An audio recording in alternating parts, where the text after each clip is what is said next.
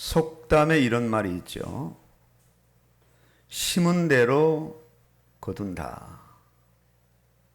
콩 심은 데 콩 나고 팥 심은 데 팥 난다. 이렇게 식물은 심은 대로 대부분 나게 되고 거두게 됩니다. 인간의 마음 밭은 어떠합니까? 가정에 자녀가 태어나면 그 자녀를 향한 부모의 기대, 부모의 소원, 그리고 그 자녀를 향한 부모 헌신은 모자라지 않을 만큼 대단합니다. 아주 좋은 것을 심어주려고 가진 애를 다 쓰게 됩니다. 유인 전집을 비치하여 할부금을 내면서까지 사주기도 하고 해외여행을 시키기도 하고 비싼 과외를 시키고 여러 가지 방법을 간구하면서 어쨌든 자녀에게 많은 것을 쏟아붓습니다. 많은 수고를 합니다. 그럼에도 부모의 기대와는 전혀 다른, 차라리 저 자식은 나지 않았으면 좋을 뻔했다 할 만큼요, 그런 자녀들이 속출하여 어지간히도 부모의 속을 썩입니다.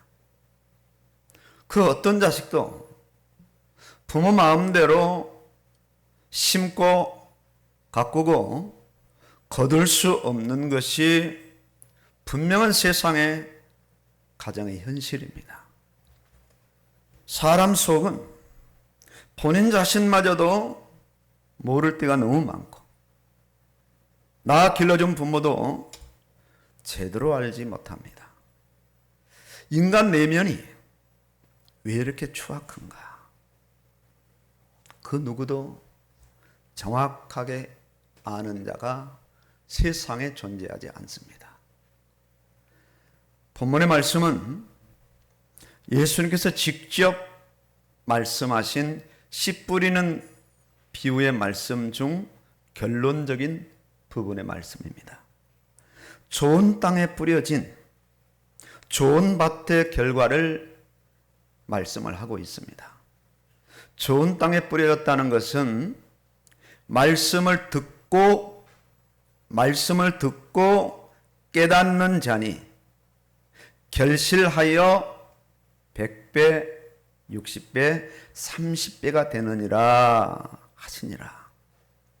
강조하고 있는 부분이 바로 좋은 땅입니다. 좋은 땅이란 말씀을 받는, 말씀이 심겨질 토양, 말씀을 받는 사람들의 밭의 상태를, 마음 밭의 상태를 말씀을 하고 있습니다. 오늘 본문 앞구절에서 길갓밭의 마음이 있고 돌밭 같은 마음이 있고 가시떨기 같은 마음이 있으며 그런 밭이 있는 반면에 좋은 밭은 말씀을 듣고 깨닫는 자라. 자, 말씀의 씨는 아주 정품입니다. 완벽합니다. 정확하고 모자라지 않습니다. 양질의 씨입니다. 말씀이니까요. 말씀의 씨가 중요한 것만큼, 말씀의 씨가 대단한 것만큼 그 말씀을 받는 마음의 밭의 토양 또한 너무 중요하다. 너무 중요하다. 양잿물을 마시면 죽는다는 사실을 알고 깨달은 사람은 결단코 양잿물을 마시지 않습니다. 죽기를 작정한 사람 아니면요. 왜? 마시면 죽으니까요. 이게 사실이니까요. 하나님의 말씀을 진정으로 깨달은 사람은 하나님의 말씀이 바로 생명이고 하나님의 말씀이 바로 능력이고 복이 되기 때문에 어떤 경우에도 그 말씀을 버리지 않습니다. 배타하지 않습니다. 거부하지 않습니다. 수용하는 겁니다. 받아들이는 거예요. 그럼에도 평생을 말씀을 붙잡고 있는데 1년에 52주, 10년이면 520주 어마어마한 말씀을 받고 있는데, 듣고 있는데 변화가 도무지 일어나지 않는 그 원인은 어디에 있을까요? 이것이 참 의아한 현실이기도 하고 어쩌면 충격적인 현실이기도 합니다. 자식에게 천문학적인 돈을 쏟아 부었는데도 공부를 못한다면, 예범죄를 잘 갖출 수 있도록 양질의 어떤 도덕교육을 그렇게 십수년간 시켰음에도 그 자식이 욕지거리를 내뱉고 천하의 망나니가 된다면 그건 정말 의아한 현실이고 충격적인 현실이라는 거예요. 하나님의 말씀은 그보다 훨씬 더 대단한 충격입니다. 이 창조된 첫 인간은 그 마음밭이 오염되지 않은 밭이었어요. 아주 깨끗하고 순수하고 거룩했습니다. 하나님의 말씀의 씨가 떨어지기만 하면 바로 뿌리를 내립니다. 흡수됩니다. 즉각적으로 반응하고 그 말씀에 따라 행동하게 됩니다. 잘 받고 잘 깨닫는 거죠. 하나님의 말씀이 가라 하시는구나, 서라 하시는구나, 하라 하시는구나, 하지 말라 하시는구나. 잘 받고 깨달을 뿐만 아니라 말씀하신 그대로 어떤 상황이 발생해도 거기에 개의치하지 아니하고 말씀을 중심으로 마음에 붙잡고 말씀하신 대로 자신의 모든 것들이 말씀 따라 움직이게 되는 그런 삶을 살아갑니다. 이때 나타나는 결과는 100%입니다. 100배의 결실을 맺는 거예요. 60배도 아니고 30배도 아니고 50배도 아니고 100배, 100%의 결실을 맺는 그런 결과가 반드시 나타납니다. 말씀이 의미하고 말씀이 지향하는 그대로 결과가 나타나요. 말씀하신 대로 인간은 세상을 다스렸고 정복했고 생육하고 번성하여 땅에 충만했어요. 말씀하신 그대로 열매가 맺혀지는 겁니다. 말씀에 부요를 이루고 말씀에 풍년을 이룹니다. 말씀에 대단한 부흥이 일어나게 되어 있습니다. 말씀이 의미하는 바 말씀의 역사가 아담과 하와의 영의 마음의 환경에 연결되는 모든 피조물과의 관계 속에서도 충만하게 일어납니다. 이들이 가는 곳마다 하는 일마다 말씀의 역사가 나타나요. 아담 하와가 막 두드러지게 나타나는 것이 아니라 말씀하신 하나님이 나타나게 되고 말씀하신 하나님의 의도가 그 현장 속에서 나타납니다. 이런 말씀의 부요와 부흥과 풍년의 역사가 어느 날 중단됩니다. 이것이 인간의 타락의 현장입니다. 말씀이 딱 중단됩니다. 말씀을 거부하는 반란이 일어난 거예요. 말씀을 거부하는. 아무리 말씀을 들어도 깨닫지 못하며 말씀을 듣고도 잠시 견디다가 조금만 어려움이 오면은 놔버리고 어마어마한 세상의 유혹과 도전에 속수무책으로 무릎을 꿇는 그런 일들이 비일비재하게 아담 하와의 가정에 일어나기 시작하고 그 현장으로 계속 확산되기 시작합니다. 더욱 끔찍한 사실은 악한 자가 배후에서 길가밭처럼 말씀 받으나 빼앗아간 자가 있다고 말씀한 것처럼 악한 자가 배후에서 말씀을 못 듣도록 방해하는 겁니다. 오늘 예배 시간에도 말씀을 못 듣도록 방해하는 존재가 있는데 그 존재가 악한 존재라는 거예요. 배후에 역사한다는 거예요. 빼앗아간다는 거예요. 너무나 귀중한 말씀인데 말씀을 못 들어요. 어마어마한 영적인 의미를 지금 말씀하고 있죠. 말씀을 듣지도 못하도록, 받지도 못하도록, 깨닫지도 못하도록 우리가 소위 주일날마다 말씀 나누기를 하지만은 말씀이 정확하니 그야말로 그 중심, 그 본론, 결론, 그 팩트를 꼭 집어서 내가 오늘 말씀을 들어보니까 이런 부분에 나는 말씀을 깨달았고 나는 이런 부분을 회개하고 나는 이 말씀대로 굳게 서기를 원합니다는 그런 말씀의 고백을 하는 분들을 그렇게 많이 만나보지 못해요. 말씀을 잘 못 깨닫는다는 거예요. 그러면서 말씀이 어렵다, 말씀이 강하다, 뭔 말인지 모르겠다 이렇게 반문을 한단 말입니다. 말씀의 역사가 아예 듣는 때부터 깨닫는 때부터 안 되니까 그 사람의 삶의 현장에 말씀의 역사가 일어날 수 없기 때문에 말씀의 역사가 일어나야 믿음의 부흥이 일어나는데 말씀의 역사가 안 일어나니까 믿음의 활성화 안 되어지고 그런 반복된 바람이 쳇바퀴 도는 듯한 그런 일들이 끊임없이 일어나고 있는 현실이거든요. 자, 이런 죄인들의 그 마음의 토양을 누가 옥토 같은 마음으로 바꿀 수 있겠어요? 서점에 가보시면 마음을 이렇게 정화하고 마음을 다스리고 마음을 새롭게 하는 그런 책들이 어마어마하게 많이 나와 있습니다. 헤아릴 수 없을 만큼. 고대로부터 근대로부터 현대까지 많이 나와 있습니다. 그러나 진짜 왜 인간들의 마음이 이렇게 정화되지 못하고 더러운가에 대한 정확한 답을 내는 책은 단 한 권도 없습니다. 아무도 모릅니다. 그리고 아무도 그 마음을 바꿀 수가 없습니다.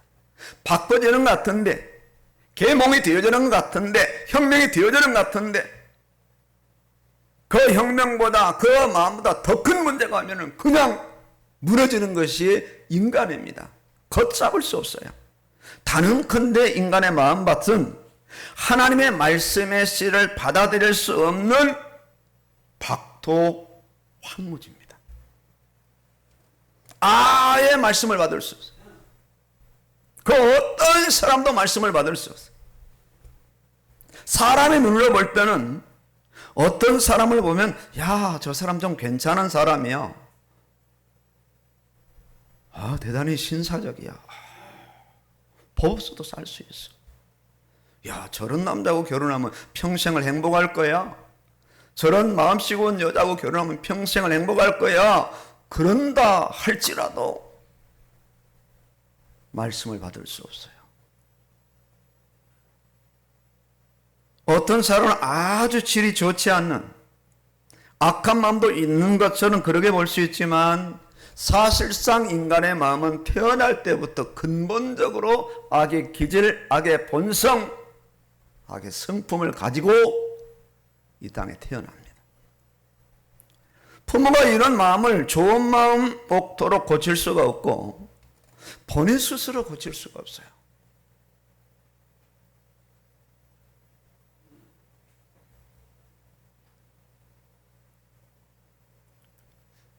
저울리신 분들은 눈을 뜨십시오. 철학의 어떤 종교, 자신의 어떤 인간적인 신념, 인간적인 어떤 그런 결단, 아무리 해도 자기 마음밭을 근본적으로 아주 본질적으로 고칠 수 없어요. 하나님께서 인간의 마음을 보실 때는 다 더러운 마음입니다. 심지어 인간들이 주장하는 의라 할지라도 하나님이 보실 때는 더러운 옷과 같아. 의인은 없나니 하나도 없다. 본질상 진노의 자녀. 그 목구멍은 열린 무덤이요. 그 입에는 악한 독이 있고 그 입술에는 독사의 독이 있고 그 발은 피 흘리는데 빠른지라. 파멸과 고생이 그 길에 있어 평강의 길을 알지 못하느냐. 인간의 마음이에요. 인간의 마음. 이런 죄인의 마음을 다시 말씀을 받을 수 있는, 하나님을 받을 수 있는 그런 옥토의 마음으로 기경하기 위해 하나님께서 죄인을 찾아오십니다. 다 아시고 찾아오셨어요. 연약할 때에, 죄인 되었을 때에, 원수 되었을 때에 인간과 상의하지 아니하시고 창세전에 전에 예비하사 약속하신 대로 때가 되니까 이 땅을 찾아오셨어요. 하나님으로 직접 신성만 찾아오시면 인간을 만날 수도 없고, 인간이 만나면 인간이 육신의 목숨마저 죽기 때문에 인성을 입으시고 이 땅을 찾아오셨는데, 그분이 누구신가? 말씀이 육신이 되어 우리 가운데 거하심에 우리가 그의 영광을 보니 아버지의 독생자의 영광이요 은혜와 진리가 충만하더라.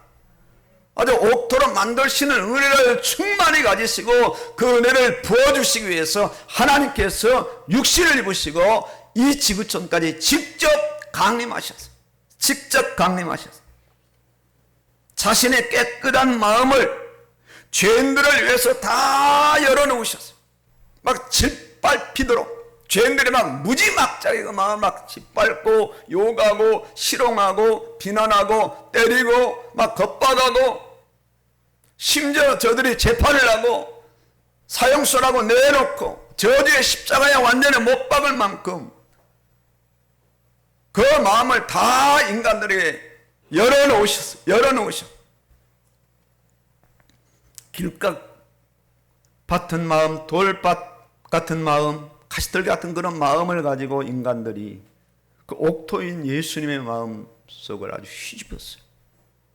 네가 하나님이 한번 내려와 봐라. 너를 네가 한번 구해봐라. 그럼 우리가 믿겠다. 지금 이 시대 천국을 한번 보여줘봐. 하나님을 보여줘봐. 그럼 내가 믿겠다. 똑같은 논리가 진행돼 가고 있어요. 똑같아요. 그것도 율법을 빙자하고 하나님의 거룩하신 아버지의 이름을 빙자해서 하나님의 아들인 예수님을 더러운 마음으로 욕하고 비난했어요. 이런 죄인들을 다 받아주신, 다 받아주신, 인내하신, 마침내 십자가의 죽으심으로 죄인들의 죄를 다 대속하시고 죄인들에게 구원의 문을 여셨으며 다시 말씀을 받을 수 있는 좋은 토양의 기반으로 세워가셔요. 차근차근 세워가셔요. 이것이 바로 죄인을 사랑하시는 아버지 하나님의 마음입니다. 죄를 불쌍히 여기시고 긍휼히 여기시고 자비를 베푸시는 아버지 하나님의 마음이요 독생자 예수 그리스도의 마음이에요. 그래서 빌립보서 2장에도 내 안에 그리스도의 마음을 품어라. 곧 그리스도보다 하나님 예수의 마음이니 독생자의 마음이니 그렇습니다. 예수님께서 십자가 지시기 전까지 많은 말씀을 선포하셨어요. 죄인들의 마음밭을 향하여 집중적으로 말씀을 선포하셨어요. 듣든 안 듣든 믿든 안 믿든 깨닫든 깨닫지 못하든 그 말씀을 반박하든 수용하든 전혀 상관없이 가는 곳마다 예수님께서 하신 일은 말씀을 선포하셨어요. 왜 귀신을 쫓아내고 병자를 고치고 죽은 자를 살려내느냐? 말씀이 말씀되는 그 역사를 믿으라고 가끔 그런 역사를 하셨지 그것이 주가 아니었습니다. 말씀이 주였어요. 말씀을 알아듣도록 저번에 말씀에 이 저자 하나님이 맞나보다, 그리스도가 맞나보다, 메시아가 맞나보다, 능력이 있다. 신성이 아니고서는, 하나님의 능력이 아니고서는 어떻게 죽은 자를 살려낼 수 있으며 바다를 가를 수 있으며 바람을 멈출 수 있으며 병자를 고칠 수 있으며 5병의 기적 7병의 기적을 이룰 수 있겠는가? 말씀을 믿도록 기적을 중간중간 예수님께서 사용을 하셨어요. 죄인들의 마음밭의 종류를 예수님이 오늘 네 가지로 말씀하시잖아요. 길가와 돌밭과 가시떨기와 이 좋은 밭. 그 마음의 상태를 정확하게 진단하셨어요. 아주 명의가 병원에 가면 정확하게 환자의 그 상태를 진단해 내듯이 예수님께서 사람이 더러워진 타락한 마음밭을 정확하게 진단해 내셨어요. 너희 안에 들어가는 것이 너희를 더럽게 하는 것이 아니라 너희 안에서, 너희 마음 안에서 나오는 것이 사람을 더럽게 한다. 그건 아주 평토장하는 무덤이라는 거예요. 온갖 더러운 것이 마음 안에서 나온다고 예수님께서 그 마음밭을 정확하게 진단하셨어요. 진단만 하시지 않고 그런 마음들을 점차 좋은 밭으로 규경하여 길가에 아주 가이드라인을 쳐서 빼앗기지 못하도록 돌을 걸러내시고 가시떨기를 뽑아내시면서 점점 황무지 같은 그 밭을 옥토밭으로 기경해 가시는 분이 누구신가? 바로 예수님이셔요. 예수님. 드디어 100배, 60배, 30배의 말씀의 결실을 하는 그런 밭으로 점차적으로 고쳐나가셔요. 깨닫지 못하는 길가밭의 마음을 잘 깨닫는 옥토밭이 되도록. 말씀을 기쁨으로 받았지만 조금만 어려움에도 말씀 다 놔버리고 견디지 못하는 돌 같은 그런 마음을 견딜 수 있는 마음으로 조그만 재물의 욕과 세상에 또 염려거리가 와도 아유 나 오늘 내일 교회 못 가요, 아파요, 뭐 힘들어요 다 나아버린 그런 사람들을 아주 응집력에 끝까지 말씀 붙잡고 예배에 승리하며 말씀에 승리하며 믿음에 승리하면서 세상을 살아갈 수 있는 그런 사람으로 점차적으로 예수님께서 세워가신다. 말씀으로 말씀을 듣고 깨닫게 하십니다. 말씀을 선포하시면서 이 시간 성령께서 그 말씀을 잘 듣도록 하시고 잘 깨닫게 하신다. 말씀을 듣고 깨달을 뿐만 아니라 말씀으로 잘 견디게 하시고 말씀을 듣고 세상의 유혹과 재물의 유혹에도 많은 결실을 맺도록 합당한 생명과 능력의 말씀을 심령들에게 계속해서 쏟아 부어 주셨어요. 그래서 말씀은 좋은 밭을 지향합니다. 어느 농부가 나쁜 밭을 지향할 수 있겠어요? 어느 농부가 자라지도 않는 곳에 계속 씨를 뿌리겠냐고요? 그럴 수 없는 겁니다. 말씀은 길가밭이나 돌밭이나 가시떨기밭에 뿌려지기를 원하지 않습니다. 왜? 결실하지 못하니까. 왜? 성장할 수 없으니까. 왜? 뿌리낼 수 없으니까. 말씀이 의도하는 그 역사가 전혀 일어날 수 없기 때문에 어찌하든지 그런 길가와 돌과 가시떨기 틈바구니도 옥토가 조금이라도 있다면 그 옥토를 찾아서 거기에 말씀이 떨어지고 뿌리를 내려서 말씀이 원하는 바 그런 열매를 맺도록 그렇게 의도하시는 것이 말씀입니다. 말씀. 그 말씀은 구원받은 자 안에 네 가지 형태의 밭이 있다고 말씀했는데 우리 안에 다 있습니다. 길가도 있고 돌밭도 있고 가시떨기도 있고 좋은 밭도 있는데 그 프로테지가 어느 정도나 되느냐가 사실은 믿음의 방향을 결정짓는 겁니다. 믿음의 방향을. 세상의 인간의 밭을 누가 이렇게 정확하게 진단할 수 있어요? 아무도 진단 못합니다. 뭐 정신과 의사가, 철학자가, 종교자가, 어떤 고명하는 뭐 상담가가 못합니다. 전부 겉만 가서 이렇게 하지 진짜 중요한 인간이 왜 이렇게 되었는가 여기에 대한 해답을 주지 못합니다. 그래서 참으라고 견디라고 좋은 마음을 가지라고 좀 이해하라고 좀 이해하면 그 망나니 같은 남편도 돌아올 거니까 좀만 더 기다려보라고 그렇게 뭐 진단을 내리지 완전히 사람을 그런 부분들을 견딜 수 있는 사람으로 바꿀 수가 없단 말이에요. 바꿀 수가 없어요. 말씀은 구원받은 자들의 마음밭이 길가밭이나 돌밭이나 가시떨기밭으로 방치되도록 버려두잖아요. 못 견딥니다. 부모가 자식들을 이렇게 무너지는 걸 방치하는 부모가 있다고요? 못 견디는 거예요.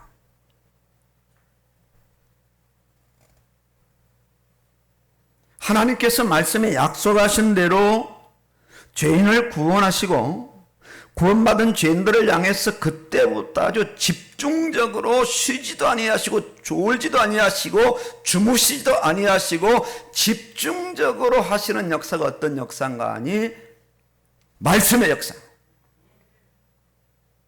말씀의 역사. 양을 많이 준비하셨어. 창세기부터 계시록까지 단 한 번 읽기도 벅찰 만큼, 어떤 면에서 평생 예수를 믿어도 성경 몇 독이가 어려울 만큼 너무나 많은 말씀을 하나님께서 준비하셔서 계속 그 말씀을 뿌려대시는 거예요. 무차별적으로 뿌려대시는 거예요. 사실 말씀이 돌밭에 떨어져도 말씀은 소멸될 수 없거든. 말씀은 없어지지 않아요. 심지어 돌이 가루가 될지언정 말씀은 그대로. 왜? 말씀은 하나님이요, 하나님의 능력이요, 하나님의 의미요, 하나님의 인격이요, 하나님의 소리요, 하나님의 기대요, 하나님의 역사까지 다 그 안에 포함되어 있는 그야말로 이 전층의 말씀이기 때문에 말씀은 소멸될 수 없어요. 한 획이라도, 한 홀이라도 말씀은 바꿀 수 없고 말씀은 변할 수 없다는 거예요. 구원받은 죄인들을 향해서 계속 말씀하시죠. 소위 아버지 하나님의 말씀 교육입니다. 말씀 교육. 출생해서 죽는 순간까지 아버지 하나님의 말씀의 교육은 계속이 돼요. 학교 교육은 이건 아무것도 아니에요. 뭐 20년 정도 하면 끝나는데 그 교육은 아무것도 아니에요. 하나님의 교육은 평생이에요. 평생. 아예 뱃속에서부터 시키는 거예요. 모태신앙도. 장례식 때도 마지막까지 말씀으로 끝을 내잖아요. 그렇죠?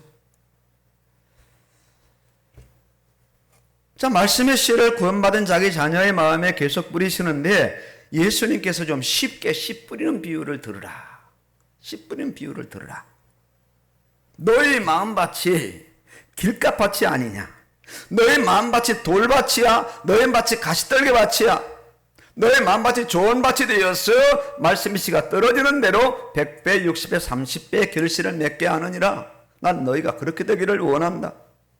나름 성도여 직분자여 나름 목회자라면서 왜 평생 변화되지 않느냐. 그 이유가 바로 너는 길가밭이고 돌밭이고 가시떨기밭이기 때문에 말씀의 씨가 네 안에 뿌려지지만 뿌리 내리지 않고 말씀이 너를 장악하지 못하기 때문에 네 인성, 네 근성, 네 기질, 네 성분 그대로 가지고 위장하면서 위선하면서 교회 생활하지 네 자신이 바뀌어지지 않는 것이다. 전곡을 찌르시는 거야. 아버지 하나님은 말씀 뿌리는 농부죠. 예수님도 말씀 뿌리는 농부라고 말씀하시죠. 흙을 갈아엎고 돌을 골라내고 가시떨기를 뽑아내시며 부지런히 일하십니다. 길가에 떨어져 새들이 먹지 않도록, 사단이 빼앗아가지 않도록, 돌밭에 떨어져서 이제 말라버리지 않도록, 가시떨기에 뿌리가 내려가지 않도록요. 이건 한 예죠. 좋은 밭에 떨어지게 하셔서 최대치의 결실을 맺게 하십니다. 최대치. 여기에 구원받은 자들의 믿음을 모으고 믿음이 자라나게 하십니다. 말씀을 통해서 믿음을 모으고 말씀을 통해서 믿음이 자라나게 하시는 거예요. 교회를 열심히 갔더니 믿음이 자라고 열심히 헌신하고 봉사했더니 믿음이 자라고 이런 측면도 조금 있지만은 가장 중요한 것은 말씀의 가치관이 그 사람 속에 정확하게 심어져서 말씀의 가치관대로 말씀의 가치를 따라 능력을 따라 지시를 따라 믿음이 자라나는 그런 믿음을 모으고 믿음으로 성장케 하신다는 거예요. 이건 최고의 믿음입니다. 어떤 어음이라도 흔들리지 않냐고 믿음으로 해석하면서 믿음으로 갈 길을 가는, 좁은 길이라 할지라도 그 길을 가는, 좁은 문이라 할지라도 그 길을 가는, 어떤 핍박 환경이라도 말씀 놓지 않고 말씀이 가라는 대로 하는 대로 가고 서고 하지 않는 그런 사람의 믿음으로 굳건하게 세우시더라는 거예요. 말씀이 가장 중요한 의미거든요. 말씀의 부요를 이루며 말씀의 부흥을 이루며 말씀의 풍요를 이루며 말씀이 점점 충만할 수 있도록 말씀 중심의 믿음으로 세워가시는 거예요. 그래서 교회에서 끊임없이 강조하고 또 주장하고 또 반복할 것은 말씀밖에 없습니다. 말씀으로 굳건하게 세워지도록. 그렇기 때문에 믿음은 어디에 반응하느냐? 말씀에 반응합니다. 말씀에 반응합니다. 믿음은 말씀을 부단히 말씀을 읽으며 말씀을 들으며 읽으면서 들으며 또 들으면서도 깨달으면서 내가 어떤 사람으로 살아갈 것을 끊임없이 마음속에 결단하면서 삶의 연장수의 문제가 다가오면은 그동안 들었고 받았고 깨달았던 말씀에 그 문제에 대응합니다. 거기에 이제 자기는 믿음으로 반응합니다. 말씀대로 내가 나가야 돼. 말씀대로 내가 행해야 돼. 말씀대로 가지 말아야 돼. 말씀대로 해야 돼 하면서 거기에 믿음으로 반응하는 그때 믿음이 형성되고 말씀은 말씀대로 역사하면서 말씀의 과정과 결과를 통해서 믿음이 더 한층 형성되고 향상되는 거예요. 믿음이 커지는 거예요. 아주 잘 박힌 모처럼 박혀지더라. 이거 뭐 지금 여기 뭐 화분에 이렇게 심겨진 이 고무나무는 금방 뽑힙니다, 이거는. 자, 산에 심긴 건 소나무 작은 것도 제대로 뽑기 힘들어요. 왜? 뿌리가 아주 강하게 내렸거든. 그렇게. 웬만한 바람 불어도 괜찮아요. 네, 뿌리를 내렸어요.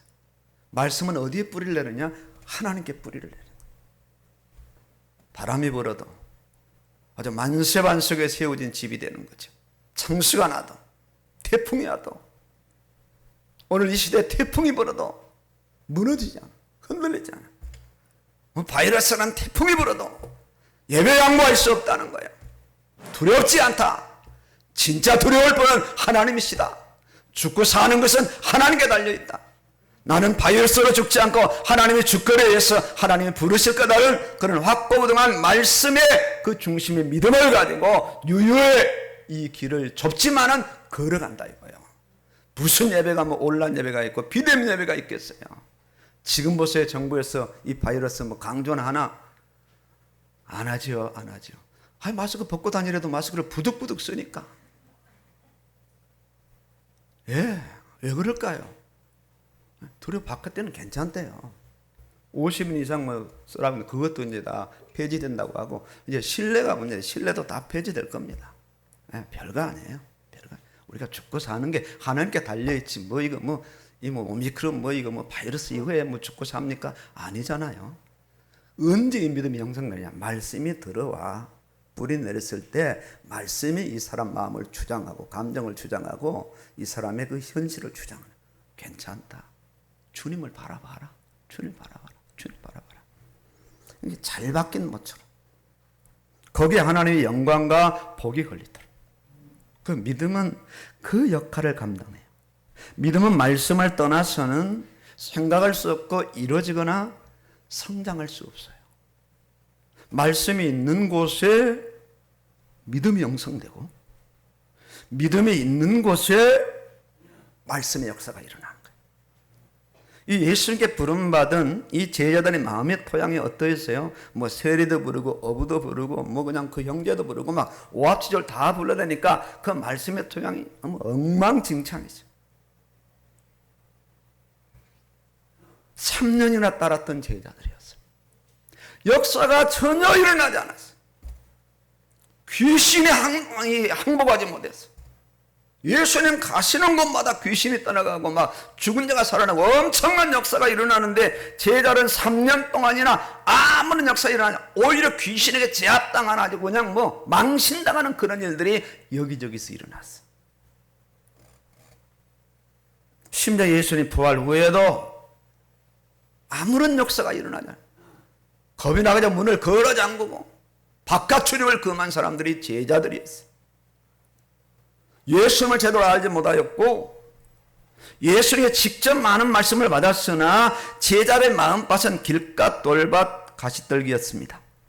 이런 제자들 끝까지 사랑하시고 기다리시면 계속 말씀의 씨를 뿌린 분이 예수님이시오. 이런 제자들이었지만 오순절 마가다락방에 드디어 성령의 임하니 이들이 달라지기 시작합니다. 지금 말씀하셨던 예수님의 육신으로 안 계시는데 이들은 달라지기 시작했어요. 왜? 그동안 자신들에게 들어왔던 말씀들이 드디어 이제는 말씀의 그 의미를 말하기 시작하고 말씀의 빛을 말하기 시작하고 말씀의 능력을 말하기 시작한 겁니다.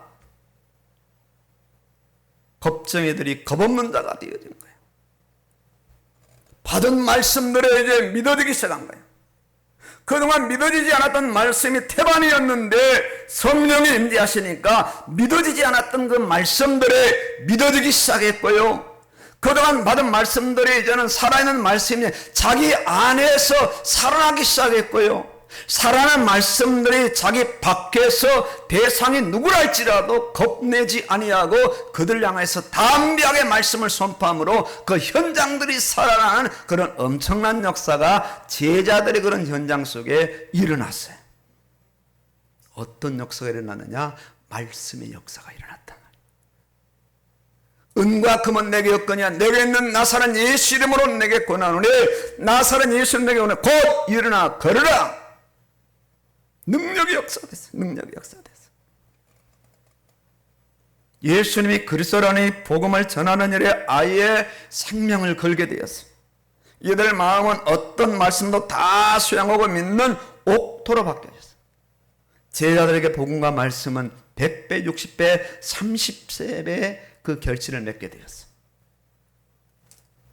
지금 이 세상은, 문밖 세상은 말씀을 100% 안 믿습니다. 안 믿어요. 100% 세상 사람들의 마음은 황무지입니다. 단 0.1%도 옥토가 아니에요. 아무리 뭐 대단한 종교를 가지고 마음의 수련을 받아가지고 기독교입니다. 훨씬 더 은혜롭고 자비롭고 긍휼하고 용서하고 뭐 구제를 하고 속옷까지 벗어준다 할지라도 5년 아니라 10년을 간다 할지라도 자기 전 재산을 다 사회에 헌신한다 할지라도 저들의 밭은 옥토가 아닙니다. 완전 박토고 황무지예요. 하나님의 생명의 말씀의 씨를 받을 수 있는 마음의 토양이 아니에요. 종교를 가지고 있어도 약간의 마음의 수양은 된다 할지라도 마음의 본질은 타락하였기 때문에 아예 그들은 말씀을 받을 수가 없어요. 그래서 교회는 어떤 사람들이 오는가? 예수 믿는 사람들이 오는 거예요.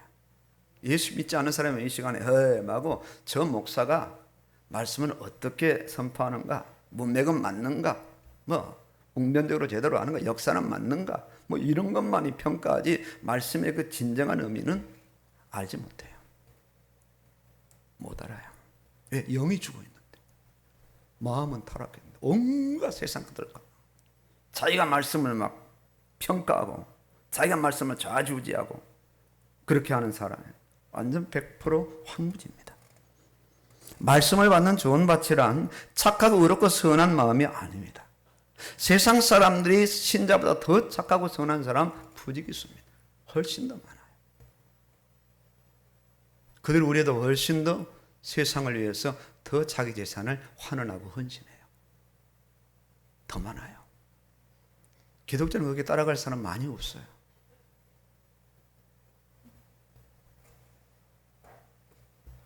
예수를 구주로 믿는 사람이라야 말씀 받을 수 있는 토양이 돼요. 불신자 한 사람이 예수님을 믿고 돌아온 일은 엄청난 사건이 되고 지금 이 시대는 그냥 쉽게 전도되는 시대가 아니에요. 배고픈 시대가 아니거든. 옛날에 아이들은요, 교회가 최고로 재밌는 곳이었어요. 근데 지금은 제일 재미없는 곳이 교회예요. 왜? 세상에 재미있는 것이 너무 많아요. 휴대폰 안에서 다 되잖아요. PC방에서 뭐 다 하잖아요. 얼마나 재미있는 캠프가 많아요. 교회 올 이유가 없어요. 예수 믿을 이유 없어요. 그래서 예전에 했던 전도 방식으로는 참으로 힘든 시기다. 그래서 접촉점에서 예수 믿는 사람들이 말씀을 받으신 좋은 토양에 대해서 저들에게 보여주고 들려주지 않으면 전도가 안 되는 거예요. 직장생활 하는 분들 여기 계시지만은 직장생활은 전도할 수 있는 최고의 기회입니다. 근데 불신자보다 2배로 일하십시오. 그 일찍 가시고 늦게 퇴근하시고 최선을 다하세요. 그럼 전도됩니다. 그럼 그 현장에 여러분의 말씀만 가지고 하면 그 현장에 말씀이 이 꽃이 피고 열매 맺고 자라날 때가 반드시 와요. 반드시 와요.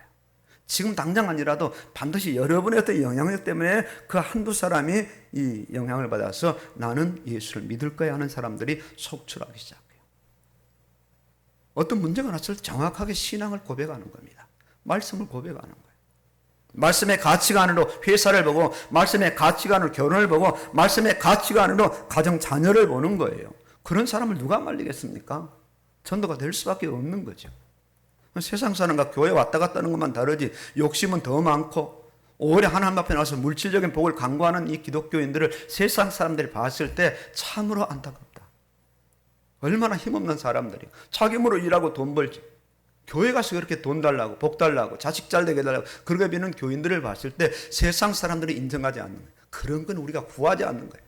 먼저 그의 나라 의를 구하라. 그러면 모든 것을 너희에게 더하여 주시리라. 이미 말씀이 약속했는데 워낙 말씀이 무시가니 한국교회가 가난할 때 복음이 돌아가지고 그걸로 수십 년간 울켜먹었어요.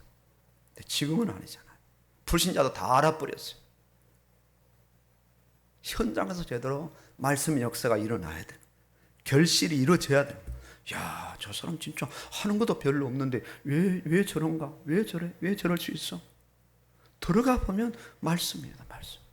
그때가 말씀을 전할 수 있는 아주 절호의 기회가 되는 거죠. 예수 믿는 사람이 사기치고 돈을 안 줘? 전도의 문을 오히려 막는 거죠.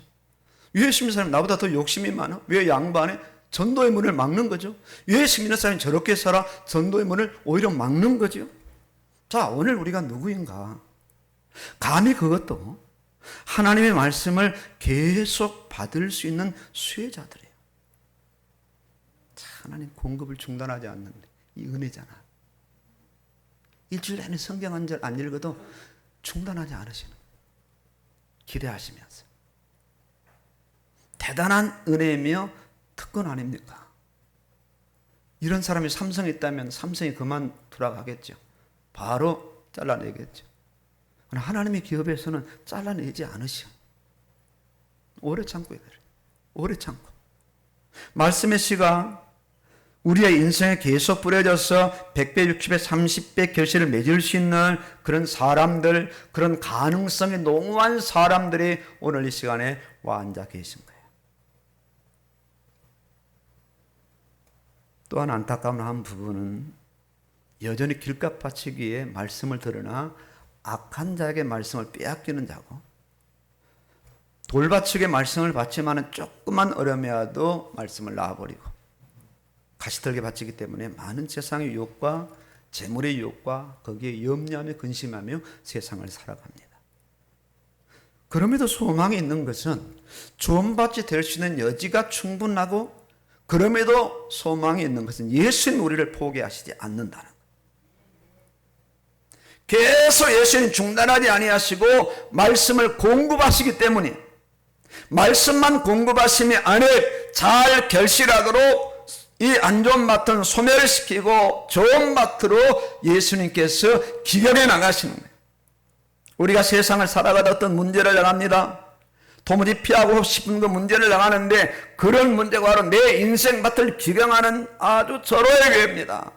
정신 바짝 차리도록 돌과 길과 가시떨기를 걷어낼 수 있는 그런 기회인데, 왜 나에게 하나님 이런 어려움을 주시냐고 항변하는 성도가 한둘이 아니에요. 문제를 없게 해달라고, 문제가 해결해 달라고. 아닙니다. 그런 과정을 통해서 막 뒤집으시는 거예요. 파도가 확 치면 바다에 막 쓰레기들이 막 그냥 막 이 바다 바깥으로 밀려 나오는 것으로 인생의 파도가 치면 내 안에 더러운 것들이, 안 된 것들이, 교만한 것들이, 이 믿음이 없는 건 허약한 것들이 막 밀려 나오면서 자신의 진면목을 보게, 내가 이런 사람이었구나. 내가 십자가 앞에 서야 되고 말씀 앞에 서야 되는 거는 자기 자신을 다시 한번 재인식하며 부들부들 떨면서 천부의 의지 없어 손들고 옵니다. 하나님께 나아가는 그런 사람들. 탕자에게 흉년이 오고 지옥열도 존재가 없을 때 탕자가 정신이 번쩍 든 거란 말이에요. 내 아버지는 얼마나 풍족한 품꾼이 많은가, 내가 그래서 줄여죽는구나, 내가 살기는 아버지께로 돌아가는 길밖에 없구나, 종으로 불려주던 상관없이 나는 아버지께로 돌아가리라 하고 바로 즉시로 돌려서 아버지께로 돌아갔을 때 탕자가 살아날 뿐만 아니라 탕자가 아들로 다시 한번 서는 그런 놀라운 역사가 일어난 거란 말이에요. 이렇게 하나님이 역사하시거든요. 이런 사람이 자신이라면 정말 내가 말씀을 어떻게 듣고 있느냐, 말씀 앞에 내가 어떤 중심과 자세로 서고 있느냐, 3년째 강단을 속에서 말씀에 도배를 하고 있는데 불구하고 나는 끄떡없이 말씀의 작은 분량만 붙잡고 그걸 나의 믿음으로 알고 그렇게 버티고 있는 사람인가, 아니면 전혀 말씀과 상관없이 세상을 살아가는 사람인가에 대한 그런 부분들을 오늘 우리가 한번 다시 한번 말씀 앞에 겸손하게 겸하게 한번 자신을 평가해 보셔야 되는 거예요. 왜? 이게 우리가 죽고 사는 일이니까, 망하고 흥하는 일이니까, 우리의 시대는, 우리의 시간 다시 되돌릴 수 없기 때문에 너무나 우리가 중요한 이 시점에 앉아 있어요. 정말 내가 말씀을 잘 듣고 있는가? 하나님에게 주신 말씀이 생명이라고 말씀을 듣고 있는가? 보화를 발견한 사람처럼 그 말씀을 얻었다면 나의 모든 걸 다 팔아서 그 보화를 살 수 있는 그런 사람으로 말씀의 가치와 말씀의 능력을 알고 내가 말씀을 받아들이고 있고 읽고 있고 듣고 있는가에 대한 자신을 정확하게 이 시간 오늘 예배 속에서 말씀 앞에서 평가해 보시라는 거예요. 평가해 보셔야 돼요. 사람은 우선순위에 따라서 움직여요. 바쁘다고 바쁜 대로 움직이지 않습니다. 오늘 어디로 가야 내가 돈이 잘 벌릴 것인가, 그 기준을 따라 움직이잖아요. 어떤 사람이 바보처럼 돈도 안 되는 곳에 그 일을 내가 하고 싶다고 그 일을 가겠어요. 우선순위 같잖아요. 하루를 살아도 돈이라는 우선순위를 정해놓고 거기에 맞춰 우리가 살아가잖아요. 말씀이라는 우선순위를 정해놓고 거기에 맞춘다면 왜 우리가 말씀 읽지 못하며 듣지 못하며 말씀으로 살 수 없을까요? 말씀의 가치관이 정확하게 서서 말씀의 가치관으로 세상의 모든 것을 볼 수 있는 그런 사람은 내가 과연 서가고 있는가, 세워져 있는가를 오늘 시간 한번 이 말씀 앞에 우리가 다시 한번 재해석하고 세워져야 된다. 말씀을 듣는 동기는 무엇인가? 내가 왜 오늘 시간 말씀을 듣고 있는가? 주일이기 때문에. 목사, 나는 왜 이렇게 목이 터져라 설교하고 있는가? 목사이기 때문에. 한 드리는 예외 1분 때문에 오늘 끝나면 나는 또 이 시간이 끝나면 다하다는 그런 마음으로 말씀을 선포하고 있고, 듣고 돌아가면 끝이라는 그런 마음으로 그냥 가볍게 부담 없이 말씀을 듣고 예배에 참여하고 있는가를 다시 한번 우리는 재인식하고 확인해 보셔야 된다는 거예요. 누가복음 8장 15절 병행구절에서 이렇게 말씀합니다. 좋은 땅에 있다는 것은 착하고 좋은 마음으로 말씀을 듣고 지키어 인내로 결실하는 게 아니라, 인내 계속 기다리면서 인내로 심어놨다고 당장 일어나고 당장 꽃이 피고 당장 열매 맺는 것이 아니라 오래 기다려서 결실을 하는 게 아니라 뭘 말씀합니까? 행동의 변화를 말씀하고 있어요. 행동의 변화를. 들어도 지키려는 의도도 없고, 들어도 행하려는 의도조차 없다면 귀만 높아지고 말씀의 지식만 증가할 뿐 변화는 일어나지 않는, 다시 말해서 결실을 못하는 거죠. 말씀대로 살려는 거룩한 열망으로 말씀을 듣고 들은 말씀을 어쨌든 내 삶에 적용하여 말씀의 뜻대로 살겠다는 열망으로 들어야 돼요. 이때 길가, 돌밭, 가시떨기밭이 파쇄되고 소멸되고 기경되기 시작합니다. 좋은 밭의 영역이 점점 이제 넓어지기 시작합니다. 중요한 또 한 부분은 말씀을 받으려는 기대와 열망입니다. 오늘 이 자리에 이명웅 씨가 오는데 그분이 예수 믿고 간증한데 기대가 되지 않겠어요? 아줌마들의 최고의 그 우상. 와, 아줌마들 휴대폰 보면 임영웅 씨 사진이 많다고. 심지어 노래까지, 그분의 스케줄까지 다 그 한 분을 내가 봤어. 우와, 아들보다도 훨씬 더, 아들 사진은 별로 없더라고. 기대와 열망. 오늘 하나님께서 나에게 말씀을 주실 거야. 그 말씀 나에게 꼭 필요한 말씀이야. 그 말씀이 바로 나에게 필요한 생명의 말씀이요, 복의 말씀이야. 나는 말씀 듣지 않으면 살 수 없어. 나는 말씀 듣지 않으면 견딜 수 없어. 나는 말씀 듣지 않으면 내 일생을 이룰 수가 없어. 내 인생의 길가와 돌과 가시들 같은 이 밭이, 말씀을 받아야 이 밭이 무너지고 기경되고 옥토밭이 될 수 있어. 이런 간절한 기대와 소원을 가지고 말씀만이 죽은 나를 살리고, 말씀만이 병든 나를 고치고, 말씀만이 나를 변화시켜 말씀의 사람으로 세워가시고, 또 한 부분은 두렵고 떨림으로 서야 돼요. 두렵고 떨림으로. 사람의 말도 존귀하고 높은 자 앞에 선다면 두려운 마음으로 경청하게 될 겁니다. 하물며 천지를 창조하신 하나님의 말씀이라면 두려움으로 서셔야 돼. 내 생각 다 하시고 지난 나의 죄를 다 하시며 지금도 내 중심을 꿰뚫어 보시는 하나님 앞에 선다면 두렵고 떨리는 일입니다. 주여 말씀하옵소서, 이 종이 듣겠나이다. 이렇게 하나님의 말씀을 받는 순간 하나님이 내 삶 속에서 나를 통치하시고 나를 지배하십니다. 이때 내 삶이 바뀌고 내 인생이 바뀌면 다시 새롭게 내 인생이 세워질 수 있습니다. 그렇게 안 바뀌던 자신의 죄의 습관이 끊어지고, 그렇게 안 끊어지던 자신의 중독이 한순간에 순식간에 정리가 됩니다. 하나님의 말씀으로 받을 때 받았으면 받은 것으로 끝나지 아니하고 반드시 한 부분을 적용해야 돼. 내 힘과 의지로 쉽지 않은 영역에게 주여 나를 도와주시옵소서. 주여 말씀 앞에 섭니다. 내 끈기 없는 의지를 주님 붙잡아 주시고 말씀의 의지는 말씀의 끈기로 계속 갈 수 있도록 힘을 더하여 주시옵소서. 이를 위해서 우리는 말씀의 가치를 인식하셔야 돼요. 가치 인식만 된다면 그거는 말씀을 얼마든지 듣고 깨달을 수, 말씀을 읽어라, 말씀을 들으라 강조할 필요가 없는 겁니다. 아이들이 이성의 눈을 뜨면 세수해라, 옷가 입어라, 목욕하라 말할 필요가 없습니다. 다 정도에 지나칠 만큼 이도 하루에 막 몇 번씩 닦고 옷도 막 갈아입고 난리를 칩니다. 왜? 가치가 하나 세워졌거든요. 이성이라는 가치. 와, 대단합니다. 대단합니다. 추워도 상관없고 더워도 상관없고 어떤 친구와도 상관이 없어요. 오로지 말씀의 가치관이 확고하게 세워지셔야 돼요. 말씀을 읽을 때 다독을 하십시오. 어릴 때부터 말씀을 읽지 않았기 때문에 말씀을 읽을 분량이 우리에게는 굉장히 작습니다. 작아도 너무 작아요. 그리고 세상의 지식들이 살아온 것만큼 많은 지식과 상식과 경험과 방법과 내 인생의 연륜으로 내 안에 나도 모르게 들어와 있어요. 그것이 길가가 되고 돌밭이 되고 가시떨기가 되고, 말씀을 많이 읽지 않아도 된다고 생각하는 그 자세는 굉장한 고등교만입니다. 네, 엄청난 교만입니다. 천동만독할 우리가 하나님의 뜻을 다할 수 있겠어요? 어제 계시록에 대해서 신문에 나왔더라고요.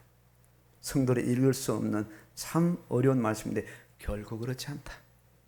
그때가 너무나 핍박받는 시대이기 때문에 다 암호 정도를 그렇게 걸어서 아주 상징적으로 하는 말씀이 많은데 그 말씀은 예수 그리스도의 중심으로 딱 보면 다 해석이 된다. 아주 정확한 답을 줬더라고요. 그렇죠. 휴가가 어디 있느냐? 없다는 거예요. 성경에 기록되지 않았다는 거예요. 겸손하게 낮아져서 감사함으로 말씀 앞에 서셔야 돼요. 말씀을 읽을 수 있는 시간, 공간을 주시고 눈을 주시고 말씀을 들을 수 있는 귀를 주시고 느낄 수 있는 마음을 주시고 깨달을 수 있는 자각을 주신 하나님께 감사하셔야 돼요. 북한 한번 생각해 보세요. 지하교인들이 우리처럼 성경을 읽을 수 있습니까? 아마 남한교회 이런 상황을 안다면 우리를 교회 취급하지 않을 겁니다. 얼마든지 널브러져서 돌아다니는 성경 읽을 수 있는데도 끝까지 읽지 않는 그 응집력, 그 자기 어떤 주관적인 그런 가치관들 완전히 깨어져야 돼요. 완전히 말씀 앞에 서셔야 돼요. 말씀 앞에. 토요일도 쉬시고 주일도 시간이 많으십니다. 돌아가셔서 TV를 끄시고 차 한잔 하시고 말씀으로 돌입하면 그 자리에 성령은 역사하실 겁니다. 착하고 충성된 종이구나. 강단에서 죄종이 권면한 그대로 따라 사는 것. 제가 별 볼 일 없어도 제가 연약하고 나약해도 저를 통해서 주시는 주의 음성으로 들으신다면 순종하시는 것이 참 큰 복이 되실 겁니다. 미디어를 이제는 어느 정도 중단하고 정리하시고 말씀 앞에 집중해서 나가셔야 돼요. 그때 어떤 역사가 일어납니까? 그때 주여 저를 도와주시옵소서. 주여 저를 살려주시옵소서. 말씀이 믿어지는 역사가 일어나도록 성령의 역사하여 주시고 이제 길가밭처럼 말씀을 빼앗기지 않게 하시고 돌밭처럼 말씀을 붙고도 견디지 못하는 그런 마음이 아니라 견디게 하시고 가시떨기 같이 뿌리내지 못하지 않는 그런 자가 아니라 뿌리내려서 100배, 6배, 30배 결실을 내는 그런 자로 제 자신이 세워지게 하여 주시옵소서. 이렇게 나가는 그런 자로 세워질 줄로 믿습니다. 승리하시기를 주의 이름으로 축원합니다. 아멘입니다.